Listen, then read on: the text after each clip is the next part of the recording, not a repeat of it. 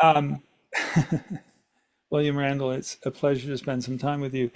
I don't know you that well. I would like to say I do. I know narrative gerontology is a phrase that's associated with your name.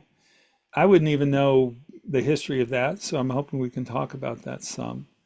Yeah. Uh, as I said to you, as my ElderWare project evolves, the hope is that with conversations like you, it'll clarify for me, but also for an audience that I hope to develop, what the issues are heading toward the mid of this century. And I have a kind of perspective about futures that it's what Bill Gibson said. It's like it's already here. It's just unequally distributed.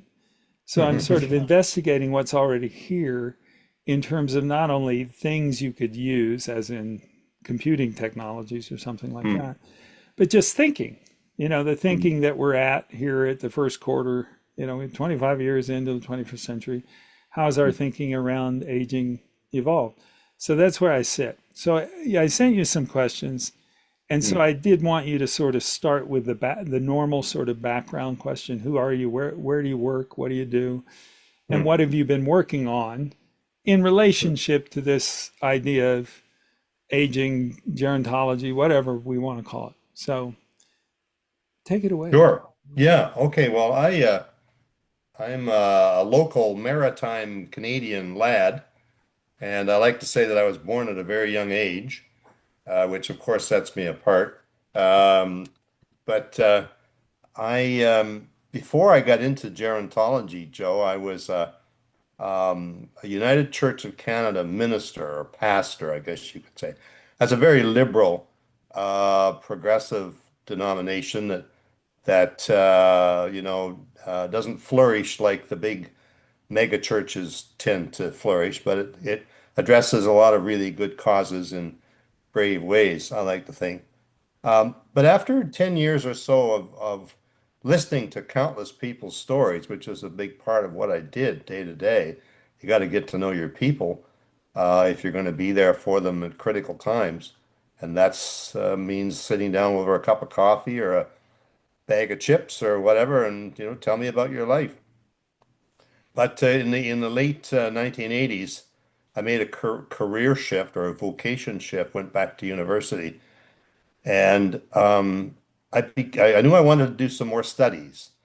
There was something about the life of a parish minister that was just so full, 24/7 full, that I couldn't find time for me and for my own mind and my own questions. So I ended up doing a doctoral thesis at the University of Toronto at a place called OISE, Ontario Institute for Studies in Education, which was kind of a think tanky sort of place. I think it probably was viewed at some point by the university as too leftist and dangerous and was maybe shut down. I'm not sure. But it worked well for me at the time. And my dissertation, which became a book, much to my pleasure, Stories We Are, an essay on self-creation. And I think that's still for me the mother lode of ideas and thoughts that has propelled me since those days. And those days were before I was identifying as a gerontologist. Fast forward a few years from 1992 when I finished my dissertation to 1995 when I ended up back here in my home area as a very tentative, in a very tentative sort of, or interim rather, position as a visiting professor for one semester only in gerontology. And the only reason that I got that was because the chap who ran the gerontology program at our university had heard about my work and my interest in stories, and he himself, Gary Kenyon, a good name to know, had been developing with others around the world a strong interest in biographical aging to distinguish it from biological aging. Now the two are intertwined. Our faces tell stories and whatever, but so much of the emphasis within gerontology was, and still, in my view, continues to be on a biomedical healthcare paradigm of what aging is about. So much emphasis on managing our medications, building a better walker, et cetera, all of which is very important. No complaints there. But the whole, if you will, inside of the aging process has kind of been eclipsed, or that's what we felt strongly anyway.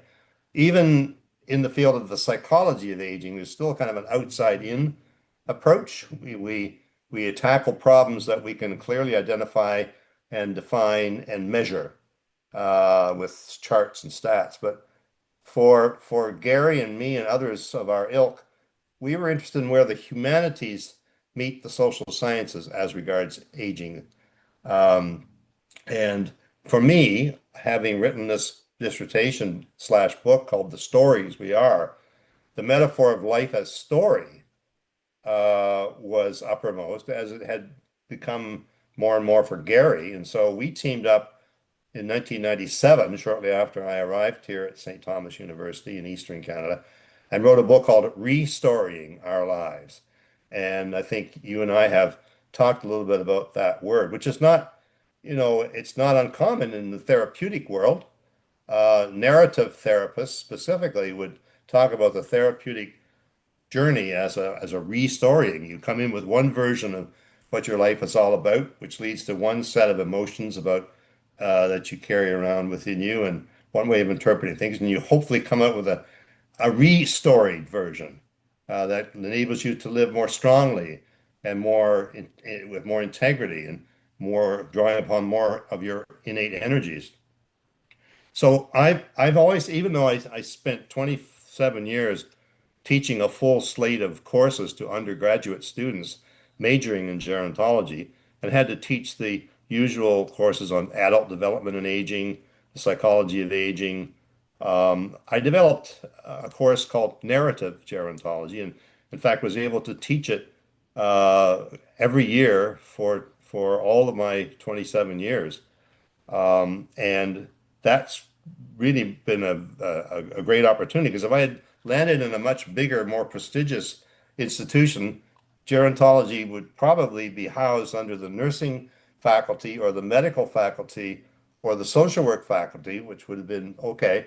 But a medical problem-oriented model about what aging is would have tended to be uppermost, and the work that I do would have been probably poo-pooed as not really relevant.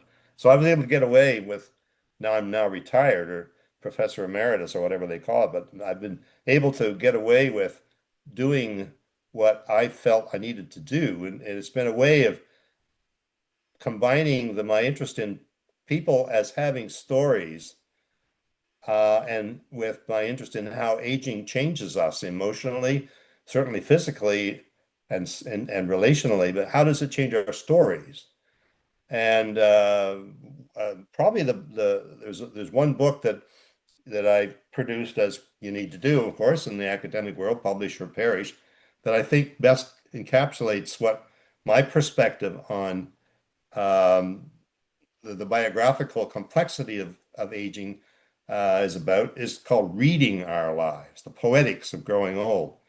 And I still am, just before we had this conversation, I was dipping back into that. And very ironically, I also dipped back into something that I'd forgotten that I'd written in a little uh, special issue or kind of a journal called New Directions for Adult and Continuing Education, produced by Jossie Bass, which is San Francisco. And I wrote an article on story work, which is a word that you use. Had no awareness of what you guys were up to, all the wonderful things. Right next to my article is an article by a couple of adult educators, Marsha Rossiter and Penny Garcia, Digital Storytelling, a new player on the narrative field. So I was struck by the coincidence. Yeah, I mean, I'm a great again, all of us have been in this sort of kissing cousin discussions. When I was writing about it in the early 2000s, I called it the story revolution. And I could trace it back to things that were happening in the 90s in which that word took on other, powers. And you would see it in organizational development. You would see it in, yeah, things related to counseling and psychological services and even in social work and social service provision, suddenly story meant something else.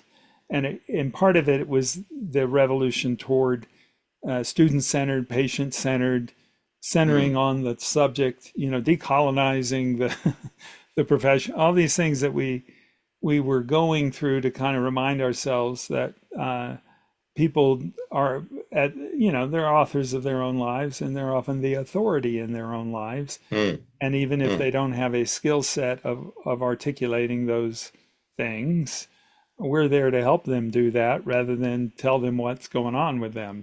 Here's what's going on with you, buddy. It's like, well, it Mm. doesn't help them that you've discovered what's going on. It helps them to know how to articulate it and say it themselves. So it's no surprise that, the digital Yeah. story work is there. What I'm curious about is, you know, narrative gerontology, I assume, would have an impact in the students you train going out to do their work. What would they do differently than, some sort of older school theory Mm. or older school framing for gerontological work? How did it change practice? Well, I don't know. That's the honest answer, but I think, or I hunch, as we used to say, that it's made a profound difference. I hope it's made a profound difference in the spirit with which the students graduating with degrees in gerontology go on to work with older adults in some form of elder care. For example, very recent in my mind, my 81-year-old sister Carol, who had polio at the age of 8, and has lived with significant disabilities ever since, and culminating in the last 4 years in post-polio syndrome, which basically is the return of all of her paralysis in reverse. She has just moved very happily the last few days into a care facility called York Care Center. We live in York County, New Brunswick, Canada, and York Care Center is a large local nursing home. And the reason that that is a wonderful thing for her and for me is because many of our students who wanted to stay close to home when they graduated have gone on to work at York Care Center. And York Care Center pioneered a version of digital storytelling called Celebrating Our Stories, um, by a couple of our pioneer graduates, Daphne Noonan and Jana Jones and Ashley King. And so the whole institution has had this sense that every person has a story, by golly.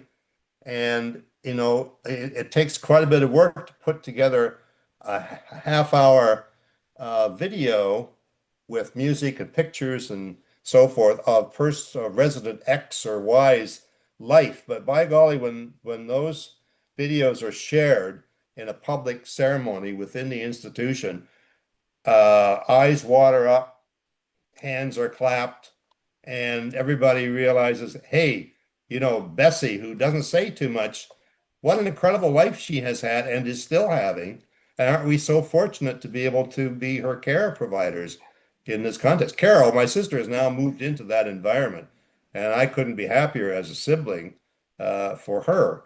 She's also extremely alert in her own mind, does a lot of computer work, and I can see her. She's written her own autobiography, which is a very powerful story about a very courageous life. I can see her uh, playing some sort of role within the institution in advancing that narrative care program, as they call it. Yeah.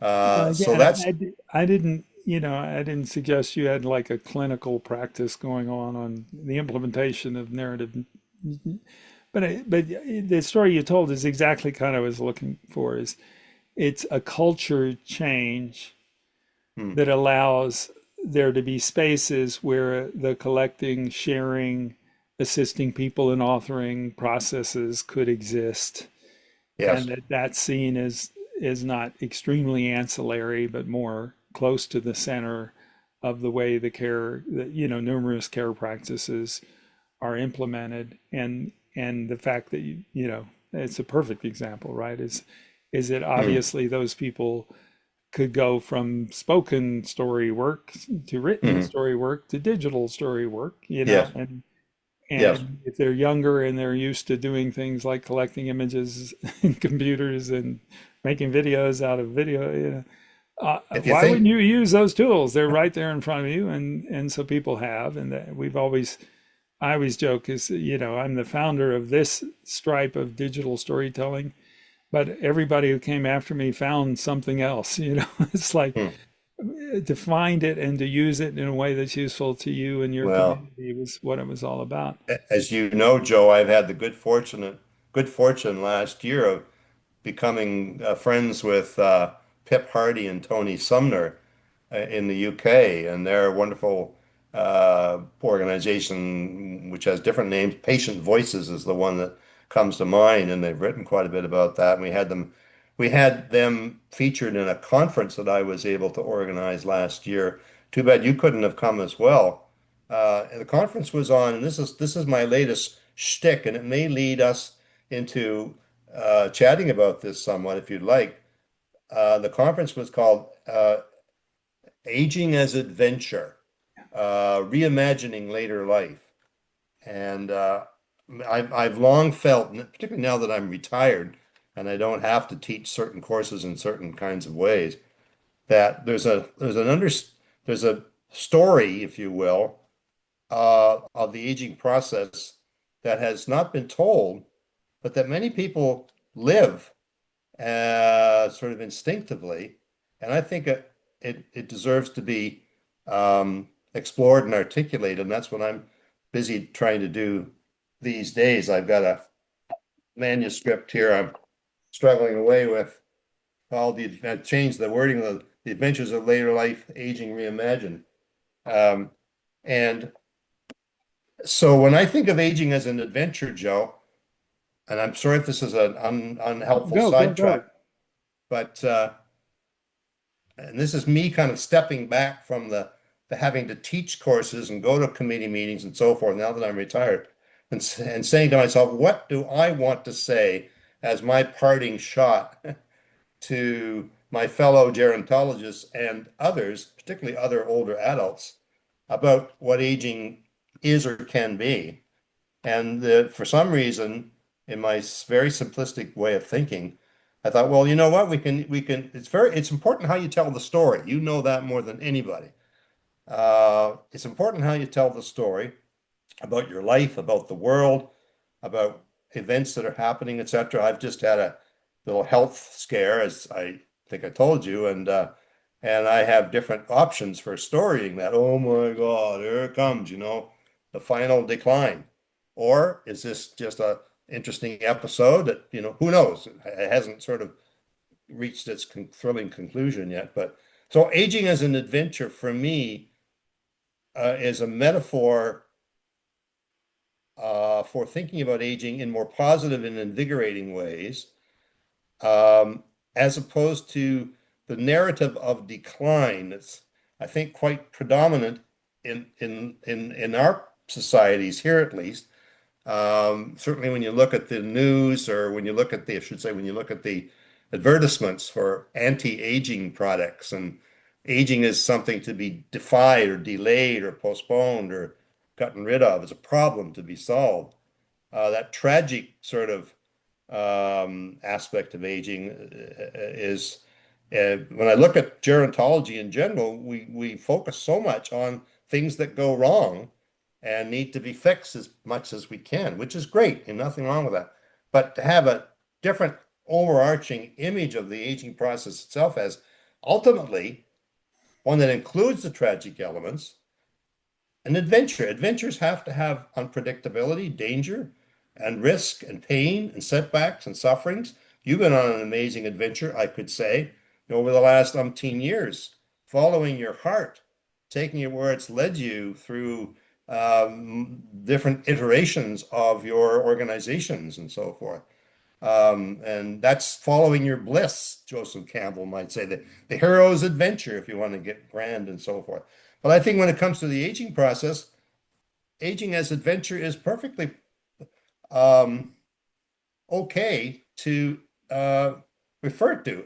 Aging is, first of all, if you're recently retiring, okay, or looking ahead to retiring, aging as an adventure outward is, oh boy, I can't wait to do all those things that I had to put on hold while I was raising my family or keeping the wolf away from the door. Provided my health holds up and my bank account holds up, I can't wait to take that cruise to Patagonia. Can't wait to go trekking in Nepal. I can't wait to do this, maybe with a partner or whatever. Or I can't wait to take up pickleball or any other sort of what I call outward oriented um, endeavors and activities, which is fine and perfectly appropriate. And that's what gives us, around the time that we're retiring, a certain headiness and excitement and so forth, maybe, at least in the circles I move in. Um, but that's just maybe, there's the adventure outward can take many different, taking courses, taking up the guitar, or relearning to play the piano, or learning a new language, or making new friends by committing yourself to a cause that you always wanted to support but didn't have time or energy. You make new friends, you widen your world. That's the adventure outward. Um, but ultimately, I like to think that the adventure outward is maybe just the tip of the iceberg when it comes to all of the adventures that later life can entail. The adventure backward is one I've spent a good part of my career reflecting on and writing about. The book Reading Our Lives, The Poetics of Growing Old, is primarily about the complexity of autobiographical memory and the incredible adventure that awaits us of looking back over the past that we have lived thus far, or the life that we've lived thus far. It's an adventure because, it's not just a always going to be a happy romp down memory lane. You might turn up things as you paw through photographs and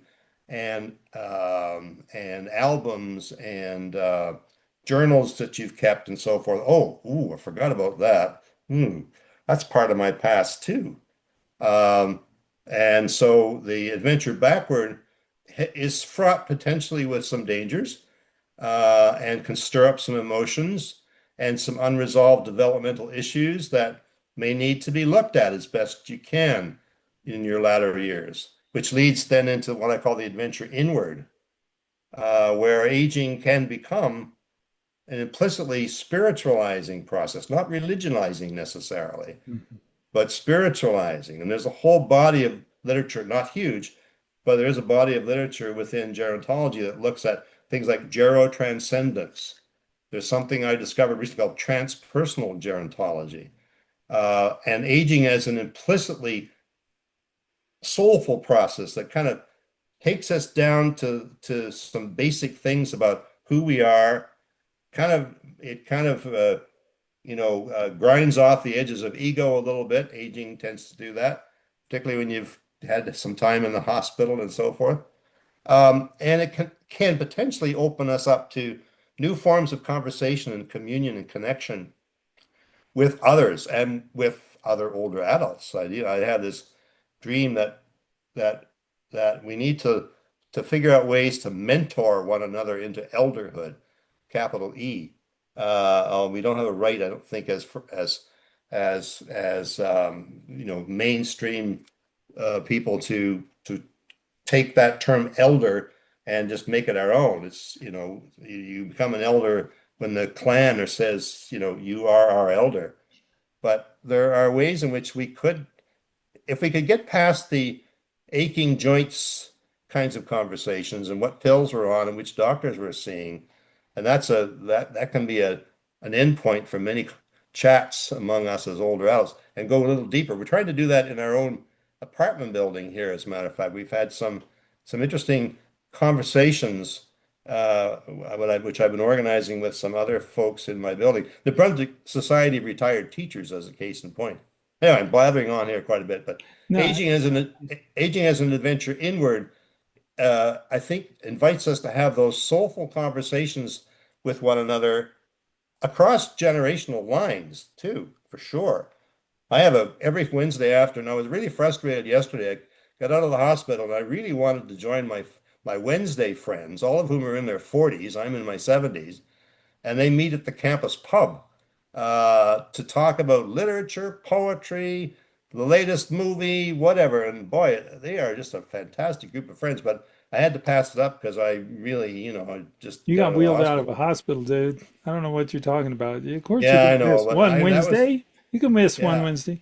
yeah, You know what I I'm know. reflecting. What I'm reflecting on when you're saying this is this idea of being having a story worthy life, right? The idea of as one imagines an end of life, that one is resolved about one's choices, that there's not as much regret, and resolution is a perspective, right? It's like, yeah, I wish X, I wish Y, but I now have perspective is given who I was, I did the best I could, blah blah blah. Yeah, life review. That Eric Erickson says that's essential to yeah, I having mean, some again, sense. yeah, I think we use that phrase that you used in your earlier book, reframe, restory. Hmm, The idea that one aspect of wisdom is the multiple perspectives that one can develop to allow one to perform their best self in the world, and by example encourage best selfness in other people, meaning in hmm, best ancient that's nice. spiritual texts they're saying this is what a good human does. They're this compassionate, they're this considerate, they're Yeah. also, they have judgment, and they know when judgment needs to be applied to various situations. To me, that perspective reframing thing is something that we associate more with psychological service. If the priesthood of the 20th century was, Freudian psychology or something, it didn't Hmm, replace religion, but it informed religion, and Freud and Jung and the rest of them. We often think, well, I go to the therapist to help me, to take stock or to work through or to get unstuck. And that unstuckness is a kind of, oh, let me just look at this situation like this. Or if it's hmm, cognitive behavioral therapy, whether I hmm. understand it or not, I'll start talking like I'll repeat the best self thing to say in that situation until I just have the reflex of, instead of saying, what the fuck are you saying? Hmm. I'm going to go, oh, let me consider that, which is for some of us in certain.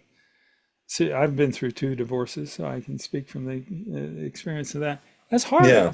And I was in Hmm. CBT with my ex for three Hmm. years after we left. I mean, after we no longer lived together, in order Wow. that we could raise children, Yeah. Yeah. healthy and happy, and it's worked out wonderfully. But I think those ideas of who does the reframing and how, uh, I come from the creative community arts background, and the argument is, you know, there are artistic practices, expressive ways of being that do certain things in certain ways, whether that's in music or in sculpture or in, plastic arts or in dance or in storytelling or media Hmm. making, theater, drama therapies. Those things do something slightly different in the process of authoring it. I think we're also, many of us, like our mutual friend Janet Ferguson, we come out of that quasi politicized perspective of agency in life comes from the belief that your story matters, Hmm. and the stories of your community, your cohort of human beings that have shared lived experience that you have. It comes from recognizing that those are significant stories, and that even if you felt like you were on the down side of Hmm. the social ladder, Hmm. you could say, well, but what we have at the bottom of the social ladder is perspectives that you don't have at the top of the social ladder. Yeah. And so we're Yeah. signifying our experiences. I think it's really important for us as aging adults, in the aspect of invisibilities that happen when one ages Hmm. and in cultures that are youth oriented, to signify our experiences through our own creative mechanisms. And I work in story, so I Hmm. help people go, what's a meaningful way to look at a relationship in your life or an events in your life that you can use now for this present moment to help you feel like you know, they're not developmental stuck Hmm. places. They're Yeah. places you're moving past and you're taking to some degree the ability to make object of those experiences so they don't weigh on you in the same way. Yeah, you So, mentioned in something that, sorry, no, pick it up from there. Yeah. you mentioned something in when you reached out to me, Joe, for this meeting about the concept of narrative foreclosure, and the shall we say the opposite of that is keeping narratively open. And I think that is the big challenge for many of the older adults that I bump into in my circle here, as the declines of the aging process do take their toll on our self-esteem, on our egos, on our illusions about our immortality or whatever. It can be very tempting to kind of to have to feel like your story is over, that there's no more chapters, no more lessons to be learned. It's all over but the dying kind of thing. And my passion, I guess, with this idea of aging as adventure that I'm trying to articulate uh, and make presentations on, is to say, oh no, no, no, no, no, no, yes, the declines are real. Our bodies don't seem to be wired to live and operate forever. But that doesn't mean there can't be discoveries and ahas and patterns that we can make out that we couldn't make out when we were in our 20s or 30s or whatever. Lessons that we're able to celebrate that we've learned. So this, and I just want to finish that little schema off for you. Aging as an adventure outward, backward, inward, but also potentially forward. When I say aging as potentially an adventure forward, I mean adventure forward in at least three ways. My sister Carol, having at age 81, now moved into your care center from 3 months in the hospital, where her quality of life was not very, very vibrant. She's perked up. She's breathing better, sleeping better. Her voice is stronger. She'll call me in the morning. Hello, yes, sir. She's that kind of person. Well, I'm out here and I'm enjoying the sunshine and whatever. So she's um, she's experiencing some of the adventure forward. But I mean, in three ways. One is a very practical way, uh, preparing. It's not really an adventure, but it's preparing for our futures by putting our affairs in order. Having a plan so that when we do die, our whoever has to look after the funeral arrangements, if there is one, will know what to do, what songs we want sung and not sung, or words said and not said, and so on and so forth. And how our whatever we've accumulated will be dispersed fairly to those we leave behind. Then there's the political futuring, which you know more about than I do, which is when I was a minister, I used to be admiring of these older adults in the congregation who were what I call radical retirees. They were they were retired, so they had a pension, which not every retired age person has. Not every retired age person can actually retire. We know that, sadly, in today's world. But these folks were able to, they had some disposable income and they were committed to Project Plowshares, Amnesty International, whatever cause was going, they were there front and center. And they were in the Raging Grannies or the Gray Panthers or whatever. And they were doing and saying whatever they could in their time remaining to so that the future that their children and grandchildren would be, a decent, relatively decent one. Then there's also, though, the metaphysical uh, option to consider, and this is where some of my thinking takes me into territory that's that's unconventional, certainly within gerontological circles. And that's looking at aging as a nearing death experience. You're aware, we're well aware of these days of near-death experiences and the research that has been devoted to them. Um, I spent 3 hours in an afternoon last August in Charlottesville, Virginia, home of that horrible Unite the Right mess a few years Mhm. ago. Good people on both sides, and so on and so forth. But I spent an afternoon with the former director of the Division of Perceptual Studies, which is under the umbrella of the Faculty of Medicine at UVA, Bruce Grayson, who is a leading figure in near-death studies and a psychiatrist and a researcher and so forth. And he and a number of colleagues worldwide have done an interesting job making somewhat respectable these claims that people have had who have been technically dead on an operating table for 5 minutes or whatever, and they go somewhere that's realer than real. They can't explain it, and it takes them the rest of their life to kind of process it. But it happened to them, they say, and it changed their perspective, transformed their perspective Mm. to a very typically a very positive view of the interconnectedness of all things and all life, the sacredness and specialness of every interaction that we have with each other. Everybody's got a story that's to be cherished and honored and respected. And death is a transition. Now, the people who've had these experiences, who number in millions, regardless of their age, religion, gender, culture, or whatever, lack of religion, oftentimes there's no religion involved, whatever. It seems that these experiences transform us in a spiritualizing kind of way. So I thought, well, let's link together aging as a naturally spiritualizing process, aging as technically a process where we're nearing death, and see if we can draw some or play with some parallels to think of aging as a whole as a much more exciting narrative than that of, Yeah, exactly. Anyway, that's the crazy science Well, kinds I of mean, thoughts that and I'm playing it's around with. interesting.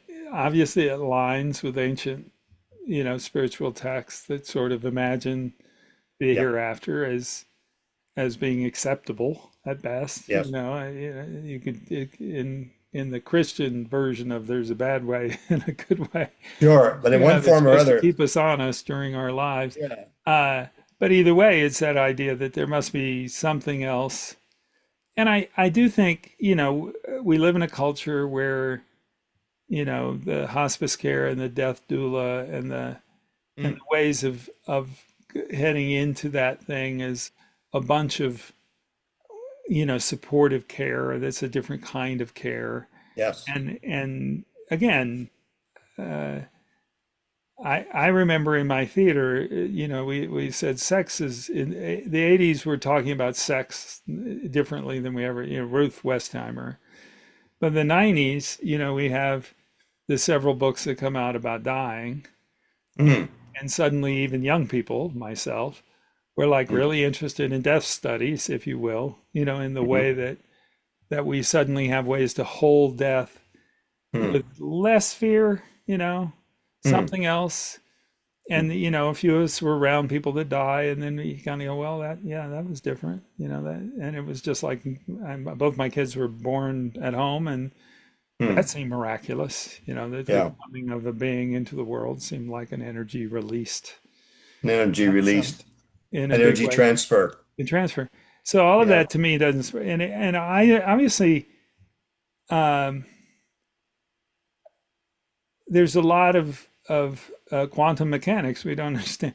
There's a lot of things Exactly. we don't understand, and it's okay that we're using that in the words of Iris DeMint to let the mystery be and get closer to just being okay with as you're And saying near dying. I like near dying because why can't one imagine profound interconnectedness mm, in that mm, level of release without perhaps whatever happens to the biochemistry of our brain at the last flash or whatever, or the long flash of near death, or, we should Yeah, be able to hold more of that sooner. And, yeah, we also have like, we also are in an era where, great Canadian experiments in psychotropic drugs, that mm, was CIA, motivated back in the day.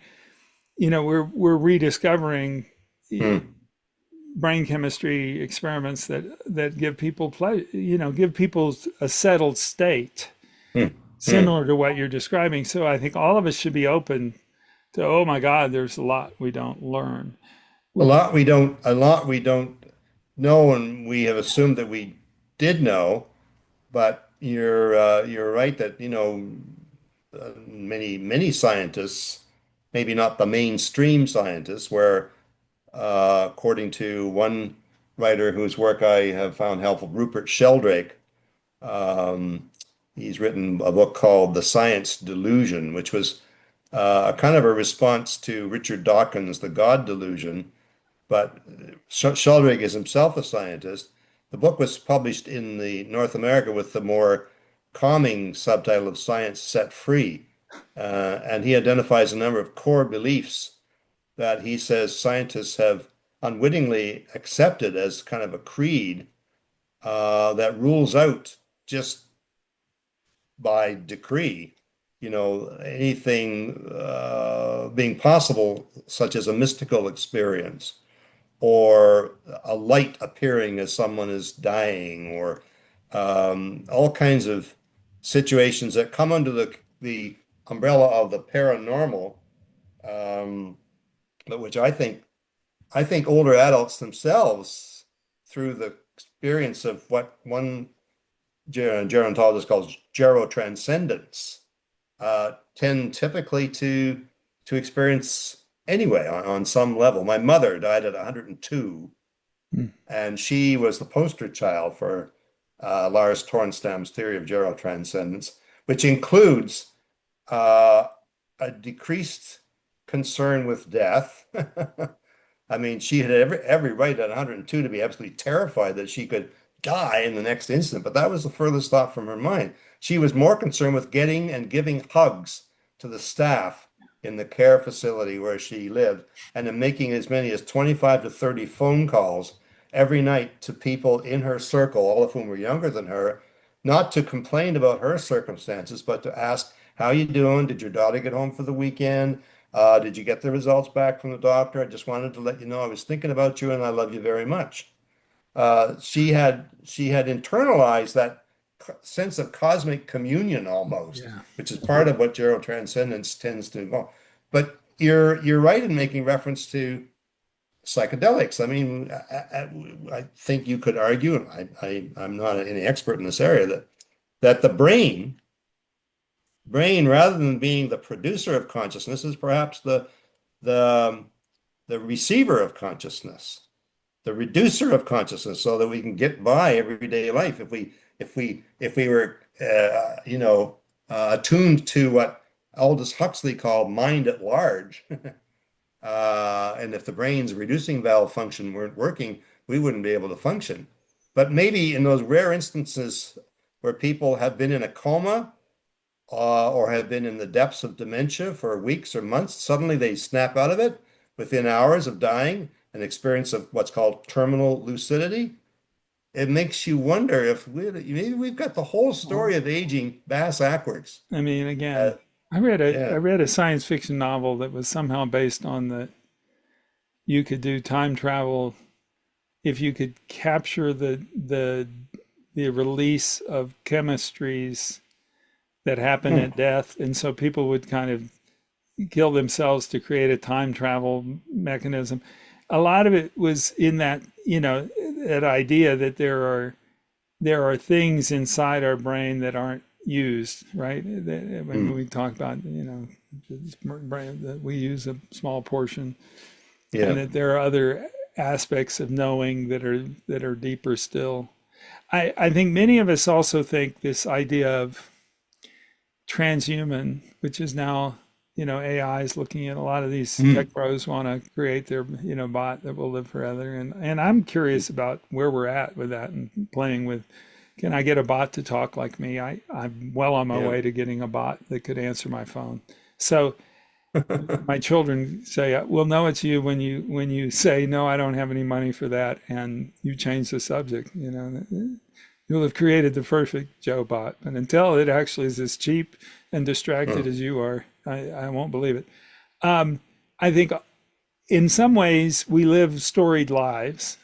Mm. We seek to have storied activities, adventures. I love that word. So that the ripple effect of our existence manifests in some way. Most of us don't do that consciously because it seems egomaniacal and Mm. self-absorbed. Mm. But there's an awareness that all the people that touched us that Mm. we carry forward, that we are Mhm. having in exactly the same memory as if they're alive, because the memory Mm. is a construction anyway, right? It's like my partner is not with me right now, right? But I can think about my partner and love her and da da da da. If she was permanently not with me, she'd still be with me. She'd still Mm. be that same person that today I'm going, can't wait till she gets home. And is it better when she actually would get home? Yes, it is. I want her to get home. But I Mm. know that we leave this wake of our lives in the sort of psychic spaces of both individual consciousness, but also collective consciousness, that is something, if we can hold, then it's to me it's the alternative to the Christian idea of sinning or not sinning, Mm. is if we are Mm. leaving the best wake, Yeah. people Yeah. feel the best about us, that we would want that, just as the ones who were best to us, the people that meant the most and we felt were the best humans that we could hold, and that we Uh, understood. We want that. And so to me, aging into um, articulating that, I've had a lot of people write me saying, "Do you have the digital story of so and so who passed away? I want to hear, mm. I want to hear their voice. I want to, it's a recording." And Mm. I have often said in our workshops, wouldn't it be great if you had a recording of your great grandparents' voice? Because people Yeah. are like, I don't want to tell a story. And I'm like, Mm. but it's not for you, perhaps. Maybe it's for somebody else hearing you talk about something meaningful in which your voice cracks, in which you say something, you've considered what you're saying and you're saying it with purpose. We all like hearing that voice of someone we love, Mm. and Mm. and we probably love it more when we can't access it anymore. And well, again, I mean, I'm a funny process. Is it? None of the work I've done is as purposeful as autobiography. Like, I'm going to have a Mm. book, you can read it, or Mm. oral history. There is going to be a archive recording. I mean, most digital stories are not formally archived. We keep them, but they're not formally archived. And we don't consider that much, but we know that there is this idea of connection. As I've said, sometime in the 90s, what happens to your hard drive as somebody who's passed away, who gets Mhm. access to your email, much less your Facebook account, much less, these other mechanisms of existence that we're using, these corporations, um, media platforms to create. It became an important thing. And I joke that Facebook for me as a 68-year-old is fate book, because it's where I'm Mm. reading my obituaries for my Mhm. cohort of people on a monthly, weekly basis. There's somebody I know that is being reported no longer with us, and we go through mourning in a public ceremony of comments to our friend who told us, right? All of that to me is new and it's different, and we're playing into this. So maybe we transition the last bit to kind of like, if your book gets written, I'm excited for you to finish your manuscript. Thanks. You know, what would you hope that aging awareness, both in the sort of academic, you know, mechanisms of support and care, is like, but also just the experience of aging. What would you hope it would become as we move into this next part of history? I uh, I hope that taking to heart this vision that I'm playing around with anyway of aging as adventure would lighten people's load a little bit. And actually, I've had we in here in my apartment building a few months ago, we had a session. I kind of gave an overview of these ways of thinking with PowerPoint slides, but then we had a follow-up session where we had people break into small groups and go discuss a bit more thoroughly aging as an adventure in each of these different ways. But one woman made a point of saying to me sometime afterward, I didn't know what her experience of the presentations was.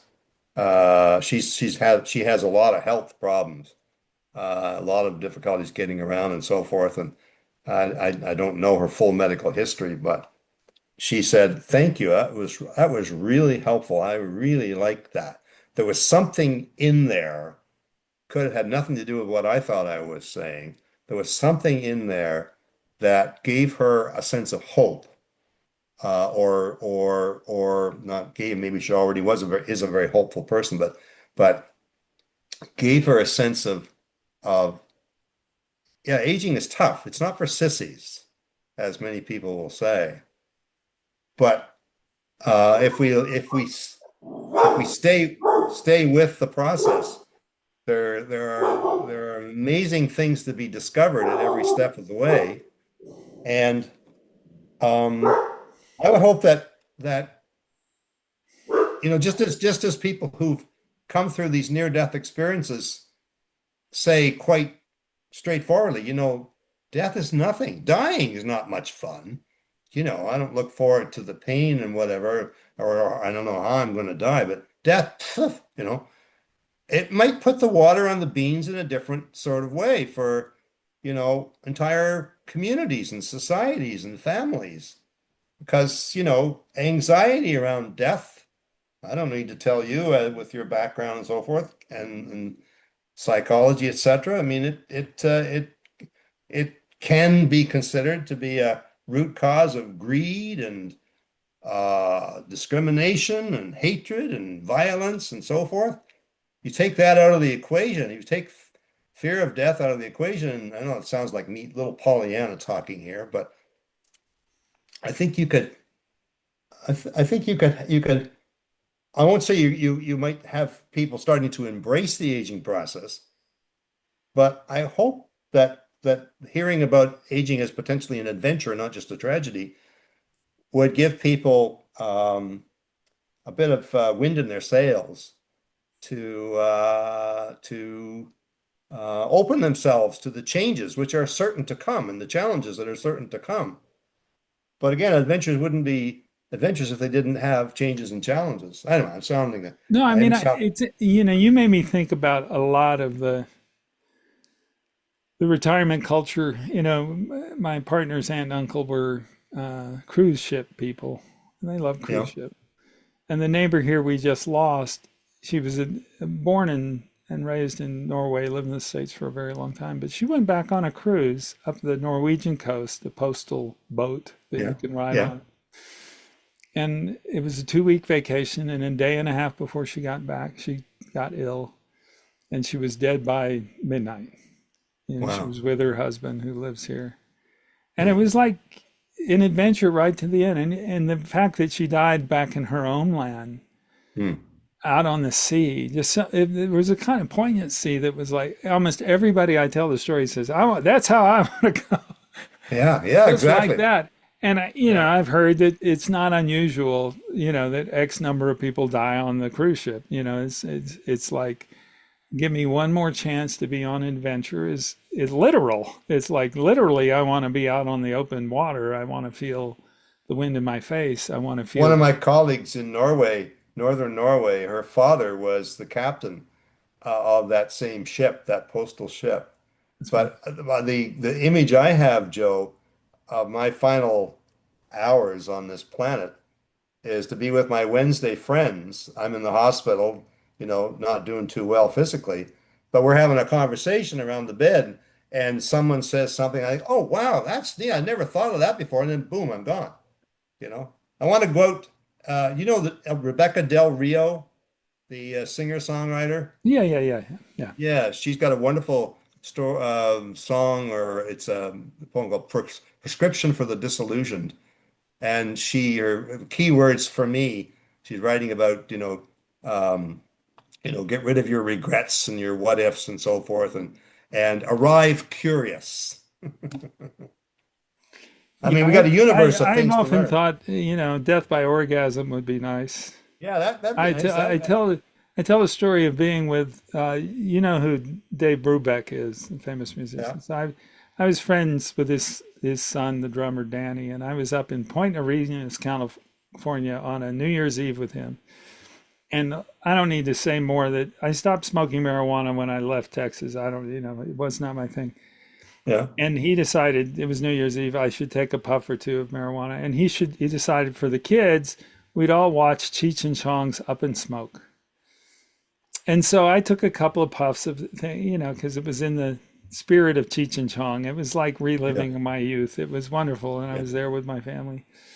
And in the opening scene of that movie, Cheech Marin wakes up on a couch. The kids are screaming. His wife is screaming.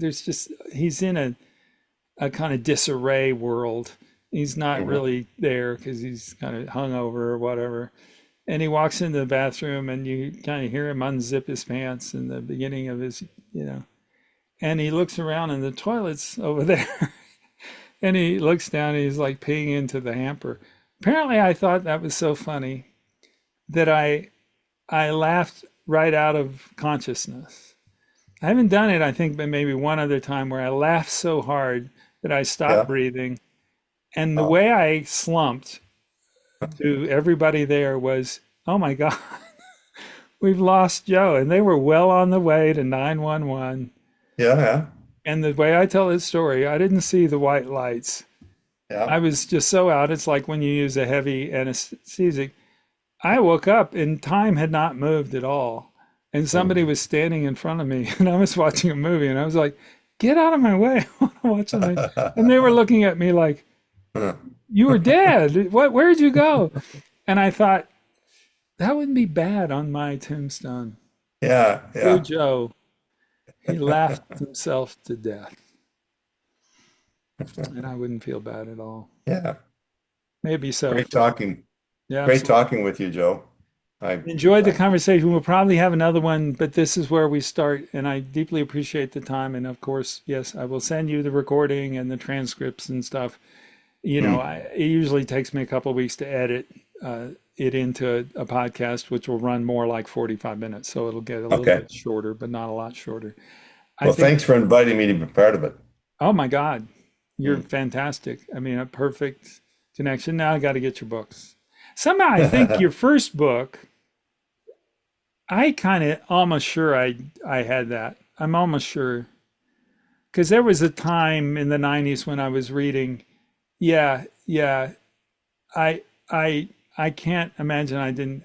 I can if the word story was in a book and I could get my hands on it. I know the feeling. I Yeah, know the feeling. I kind of read everything. So Yeah. and the Canadian world I had a pretty good connection to. I did a lot of and when NAFTA was going down, I had a project called the Free Idea Zone between Canadian, Mexican, and U.S. artists. I even got the USAID, bless his heart, to pay for it. And Mm. yeah, my program officer was uh, Catherine Koob, Yeah. and she was at our retreat when things got weird. I did a retreat with 60 artists, 20 from Mexico, Canada, United States. And Yeah. it got a little weird, and she was sort of saying, "Well, Joe, that's what happens when you unleash revolution." I'd say, "Catherine, you're a career service person. What do you know about revolution?" She said, well, let me tell you the story. And she started saying, "Hey, here's where I was, and this is where I was," and then she got to in 1978 to 81, I was in Iran, and then she went to the next one. I said, "Hold on a second. You were in the U.S., Foreign Service in Iran, 78 to 81. That means you were a hostage. And she said, yeah. And I said, but there were only two of women. Yeah, yeah, we were tied back to back for months.